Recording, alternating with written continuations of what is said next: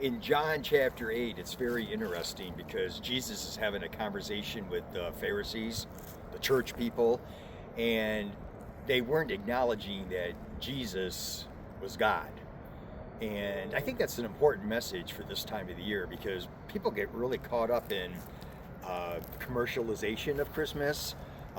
You can be a non believer and still celebrate Christmas because it's a time of peace, love, sharing, and gifts, and holiday parties. And, you know, we got to remember that the true meaning of Christmas is God coming in the flesh in the person of Jesus so that we could know who God is. And the Jews are just arguing with Jesus. And I want to pick it up here in John chapter 8. This is the Passion Translation. He says, "You are the offspring of your father, the devil." This is Jesus talking.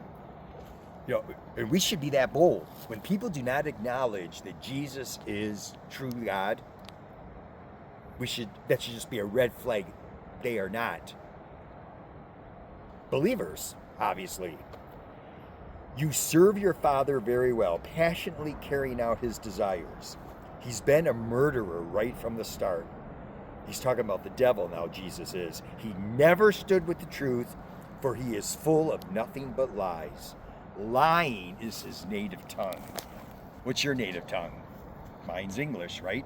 Most of us that are probably listening, it's English. Some of you know other languages. Imagine lying being your native tongue.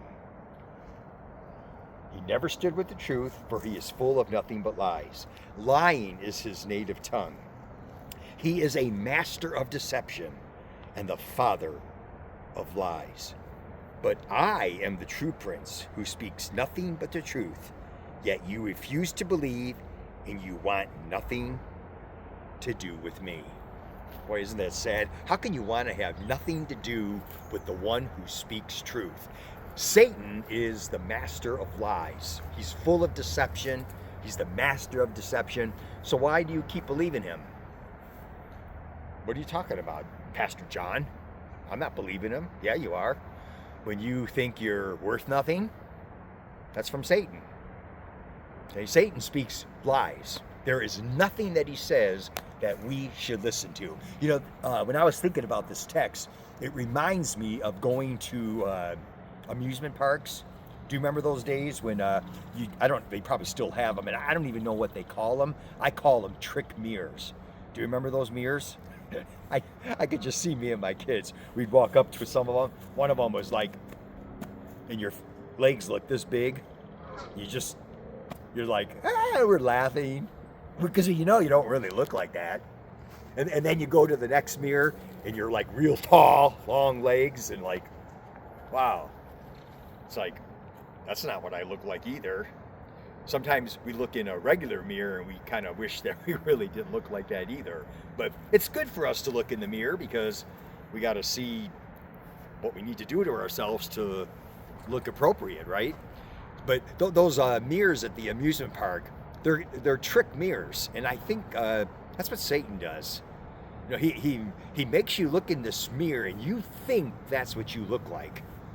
You see a failure because you maybe made a mistake. Maybe you failed at something. I remember when I went through my divorce years ago, I just thought I was a failure because I was divorced. And there are some people that can make you feel that way.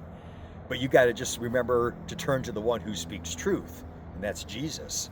He's the one that's truth, and I cherish that truth. I want to cling to him, and I want to run to him, and you should do the same thing too, because Satan is the master of deception. He's full of lies. That's all he speaks. It's his native language. He's going to say you're a failure when all you really did was fail at something. Failing at something doesn't make you a failure. It just means you failed at something. And guess what? That's why God came in the flesh. He was born to die. That's what Christmas is all about. That's the message. He came to this earth so that he could fulfill the purpose and the will of God, which was to die on the cross, to pay the price for our sins, and to give us a clear picture, a beautiful view of who we are, we can look into the truth of His Word and we can see that we are His children. We are born again. We are free. We are forgiven. We have purpose. We have identity. Okay? That's the stuff that brings joy back into our lives. Some of you have felt like maybe you're losing some of that joy.